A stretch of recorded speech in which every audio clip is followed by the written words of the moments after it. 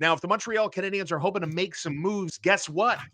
Applejack, they got to start making some moves because they're over the salary cap by a few $1,000,000, Marco. So, in layman's terms, what does that mean in terms of the maneuverability around the organization?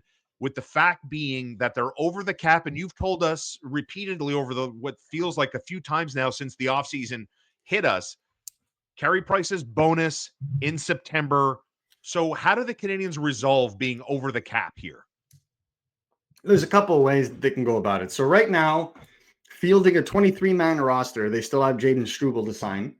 They're $5.4 million over the salary cap. Now, in the offseason, you can go 10% over the salary cap, no problem. But as of the first day of the NHL season, you must be cap compliant. So what does that mean? You have to be a maximum of $0 over the salary cap. You cannot be over the salary cap. So generally what teams will do is they'll send the minimum roster amount that you have on day one is 20 players. So you can send down like 2 or 3 players and that'll save you like anywhere between 2.7 to 3.5 million, depending on the salary of the player. You can send that down to the American Hockey League, what they used to call a paper move. A little tidbit though, you can't do that no more. They have to report. If you send a player down, you can't immediately call them back up the next day. They actually have to report one day to their farm team and then get called back up. So that may make day one salary cap calculations a little difficult unless you're one of those teams that doesn't start on day one. Right. Like the Canadiens last year, I think it was the day after. They always have the privilege of starting the season on the second day, so it might not affect them. So end of parenthesis. What ends up needing to happen here is the Canadiens need to clear at minimum, because they still have Struble to sign. They have to clear at minimum about $3.5 million to get to that point. There's a few ways they can do that. Obviously, we talked about Carey Price. Carey Price has 1 year left on his deal, $10.5 million cap hit, $7.5 million salary with a $5.5 million signing bonus to be paid out on the 1st of September. Right. So what does that mean? That means that any team acquiring him would be paying him, and understand it, 60% of his signing bonus and salary are covered by insurance. So his $2 million salary, well, the team acquiring him would only be paying 1.2 million would be paid by insurance. They'd have to cover the other 800,000. But 800,000 on $10.5 million, it's quite nice. So the reason why a team would be attracted to Carey Price's contract is if you're a team like, the Pittsburgh Penguins are looking to unload a lot of salary, but you also have to make sure that you don't go under the salary cap floor. The San Jose Sharks have done their best to add salary to their roster for the purposes of being over the salary cap floor. And I think they're about, 4 or 5 million above it. Hey, congrats on Ryan Reeves, San Jose. Good work there. Great stuff. Got a hell of a player. Yeah, no.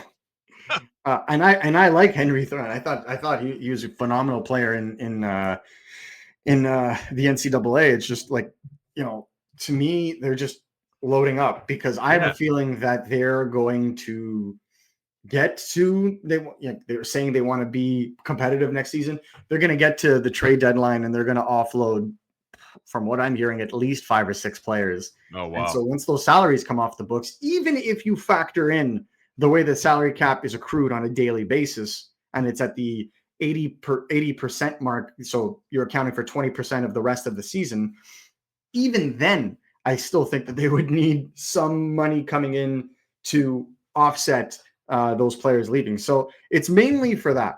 And so acquiring a contract like Carey Price's in the offseason would be seen as a fail-safe, would be seen as an insurance policy in case a team wants to sell aggressively, which San Jose has done in the past, which the Pittsburgh Penguins have, openly admitted that they're going to be doing. So those are 2 teams to watch. But there is a reality where the Canadiens decide, this isn't going to work. We need to find another way around it. So there's another couple of options that they can do. They have the ability to retain again, right? So they had 1 retention slot up until July 1st. I believe now they have all three back because Jeff Petrie and Jake Allen's contracts have now expired, and they had one left over. So they have their 3 retention slots. There is a world, I'm not saying it's going to happen, don't start a rumor, but there is a world where the Canadiens could retain on a guy like maybe Patrick Laine, who makes $8.7 million. Mm-hmm. You retain on that, and it's a net save of $4.3 million. So that means you'd be about $1.7 million over the salary cap. If you trade him for futures or prospects or a young player that can get into your lineup that makes less than $1 million or $1.1 million, then you would then be able to do what I explained at the beginning of the video. At the beginning of the season, on paper, it may look like you're over 1.7, 1.8, 2 million. You send down 2 or 3 players on day 1. You get under the cap. And then on day 2, you can put Carey Price's salary on LTIR. And then you call them back up again. And you can work with LTIR as the Canadiens have, for the last 4 years at this point. So that's another option. And then the option that a large vocal group in the Canadiens fan base would be potentially trading a guy like Mike Matheson, who makes $4.85 million and would probably be playing a number 4 role next season, potentially, number 5 when, some of the other guys in this lineup become of age. And but what does that mean, though? Like the whole Mike Matheson thing, people have their opinions and minds made up on Matheson, whatever, to each their own. I get it, right? But like in the world that exists in which Mike Matheson leaves or Patrick Laine leaves, I hope Hab fans are a patient group because, I mean, you've lost Armia, you've lost Dvorak, now Savard retired. Now we're talking about a guy who wears an A on his sweater, who's from this province, who wants to be here, being dealt to free up money. You're losing experience and production on the back end to go with all of that. Like, it sounds to me, I'm not saying it's happening, but it sounds to me like the Carey Price is, again, it falls into that category of not if, but when that move happens. And be careful what you wish for when it comes to Mike Matheson. Be careful, because it might be one of those take a step back before you take a step forward again as it relates to that. We spoke to at RG Media, my colleague Jimmy Murphy and I went over this, but we have an interview with Jeff Gorton that we did last week where he goes into detail about Mike Matheson's impact and how good he is for the room and how, his role changed despite, maybe not being the best suited for that in that context because they wanted to make more room for Laine offensively. And so I get that. And he also said, it's all a question of fit, and it's a question of, what do we replace him with? We don't want to take a step back. And, the only thing that could probably drive this is contract demand, right? If Mike Matheson's not willing to take a discount to stay in Montreal because the Canadiens, are not going to pay him to be a top pair defenseman when you just traded what you traded for Noah Dobson and the money that you're going to probably have to pay a guy like Lane Hudson.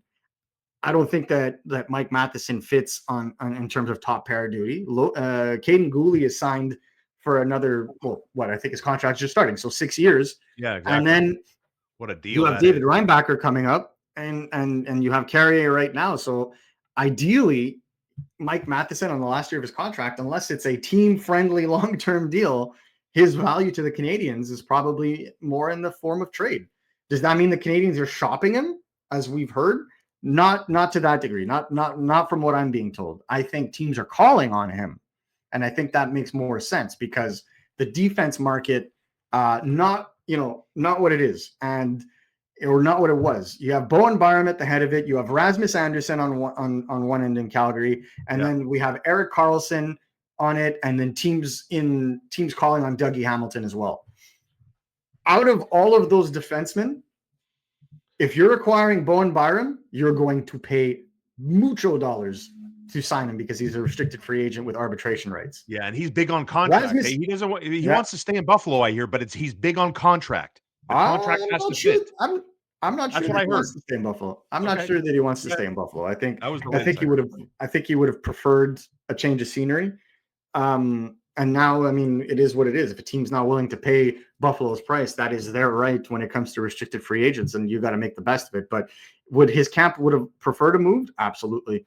And I think when you acquire a guy like Kesselring and you still have Dahlin, you still have Power, you still have Samuelson, and now you have Byram, like everyone's going to end up probably playing their offside at this point, or one point or the other. Kesselring is the only true right shot D right now. So you turn around and you see Rasmus Anderson. Well, Rasmus Anderson's playing hardball as well because he doesn't necessarily want to re-sign with certain teams. Yes. Right? He didn't want to re-sign in LA. LA had a great offer for him. So what does that do? It opens up the trade market, right? So once one domino falls, well, then other teams, they're like, well, we can't get in on Anderson. So that's why teams are calling on Dougie Hamilton and Erik Karlsson. Gotcha. But you best believe that the Canadiens are also getting calls on Mike Matheson because people see the writing on the wall there. Like, hey, you got a bunch of kids coming up. You got strength on the left side. He's making this amount. You're over the cap. So the Canadiens don't have to do anything. They just have to let the offers come to them. And if there's one that is just going to better the team in a position in a position of need, then they'll consider it. But they're not just going to throw away Mike Matheson. Like, that would be bad business. So I think the Canadiens' preference, and this is obviously my perception of it, and from what I've understood, is Carey Price's contract would be the thing to be moved. You just got to wait till September 1st for that market to develop. So the Canadiens may be in limbo in that time. They're about $5 million over the salary cap. They can go over it, I believe, another $4.1 million. Yeah. So any other trade that they make, like for example, if they make a move for another top six player, would have to be money in, money out kind of situation. But I think what this does now is that the Canadiens are firmly in, like, the Canadiens cannot go into next season without another move. This is 100%. What we know. Correct. So the salary cap situation makes it so that they're either going to have to trade Carey Price's contract, trade Patrick Laine's contract with retention, or make a hockey trade that is going to involve one of their higher price players incoming for another one. And you know what the irony is it may actually create two trades. Because, for example, if the Canadiens had their way and acquired Jordan Kyrou before his no trade clause kicked in, well, they would have had to send some salary back, but they still would have been over the cap. So if you're sending salary back and you're still over the cap, you're subsequently having to do other moves. So the intent here, the reason, is because the Canadiens do not want to go into off-season LTIR. All-season LTIR does not give you the same benefit as if you go into LTIR at the beginning of the season. When you go into off-season LTIR, the formula is different. You don't get the same benefit. You don't get the $10.5 million free. It's not like that. You have to get as close to the cap as possible and then put the player on LTIR on day one to get that full relief. If you do let me ask you this question. If teams are if forget about the Carey Price contract, right? One of those paper moves or whatever seems like the easier thing to do versus Laine or Matheson, right? Let's end on this. Are teams more attracted in terms of wants and needs to Patrick Laine or Mike Matheson in general? In terms of opposing GMs looking at the Habs roster, knowing they're under the cap crunch and saying, "Oh, there's a lot of goals there on the power play," or there's veteran presence, a great team guy who plays the position and skates like the wind. I like Mike Matheson a lot. There's plus and minuses to everybody. I get it. But you want PP goals or do you want Mike Matheson? You know what I'm saying? I personally think it's Patrick Laine personally because of the goals. The goals. So, who loves goals? Everybody loves goals. Yeah. So the thing that I think is that Patrick Laine would make the second power play wave dangerous. Agreed. Right. Keep the first power play wave the way it was with Demidov, Cole, Lane, Nick, and Slafkovsky. I think that could be a good diamond formation power play that I've talked about for a while. You leave that alone.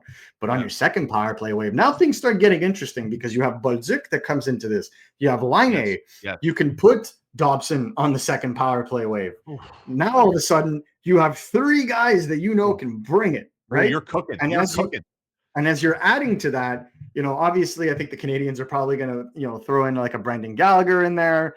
But depending on who plays on your bottom six, an Oliver Kapanen can be given an opportunity there, and that just opens it up. Whereas, actually, I didn't even mention him, but Alex Newhook, Kirby Dach would probably be the two that would probably complete that trio.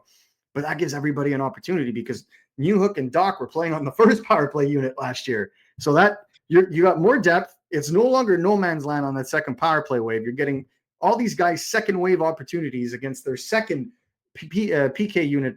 It opens things up. So The only thing I would say is if they do trade a guy like Matheson, it would be because of it's a good hockey deal.